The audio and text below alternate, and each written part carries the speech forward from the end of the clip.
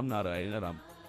இந்த நிகழ்ச்சியின் மூலம் இதுவரை நாம் தியானம் மெடிடேஷன் குறித்து பலவற்றை கற்றோம் மற்றும் புரிந்து கொண்டோம். இன்று தியானத்தின் நன்மைகள் என்னவென்று புரிந்து கொள்வோம் மற்றும் அது நம்மை எப்படி நேர்மறையான முறையில் பாதிக்கிறது என்பதை விளக்குகிறோம். சிந்தித்து பாருங்கள், ஒரு மனிதர் உணவை தின்று கொள்ளாதால் அவருடைய வயிறு எப்படி பூரணமாக இருக்கும்? ஒரு மனிதர் சர்க்கரை ருசிக்காதால் இனிப்பு என்னவென்று எப்படி தெரியும்? அதே மாதிரி ஒருவர் தியானம் செய்தால் மட்டுமே தியானத்தின் உண்மையை உணர முடியும். ரிஷிகள் மற்றும் முனிவர்கள் 100 ஆண்டுகளுக்கும் அதிகமாக உயிர் வாழ்கிறார்கள். அதே சமயம் அவர்கள் மிகவும் குறைவாகவே உணவுகளை உட்கொள்கிறார்கள். அப்படி இருக்கும்போது அவர்கள் எப்படி இவ்வளவு காலம் வாழ்கிறார்கள்? உண்மையில் அவர்கள் தியானத்தின் மூலம் இந்த நீண்ட ஆயுளை பெறுகிறார்கள். தியானம் செய்யும் போது நம் பசியை நாம் தவிர்க்க முடியாத விதத்தில் குறைத்துக் கொள்கிறோம். அதிகமாக படிக்க வேண்டிய அவசியமில்லை.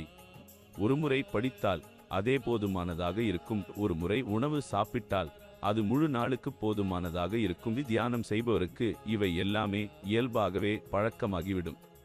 தியானம் மூலம் நாம் நம்முடைய மனதை கட்டுப்படுத்த முடியும். இது ஒருவருக்கும் தீங்கு செய்யாது, மாறாக இது இறைவனின் ஒரு அற்புதமான பரிசு. தியானம் செய்யும் போது நேரம், பணம் அல்லது ஆற்றல் செலவாகாது, மாறாக இது உங்களை அதிகமாக ஆற்றல் மிக்கவராக மாற்றுகிறது.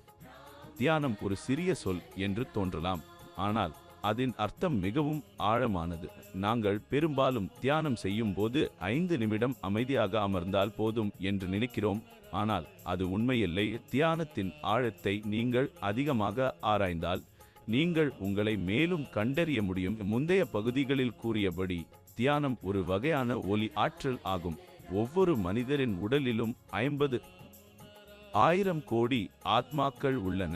அவற்றை உயிருடன் வைத்திருக்கவும், நம்மை சக்தி வாய்ந்தவராக மாற்றவும், மரணத்தின் பின் மோட்சத்தை அடையவும் தியானம் அவசியம் தேவைப்படுகிறது.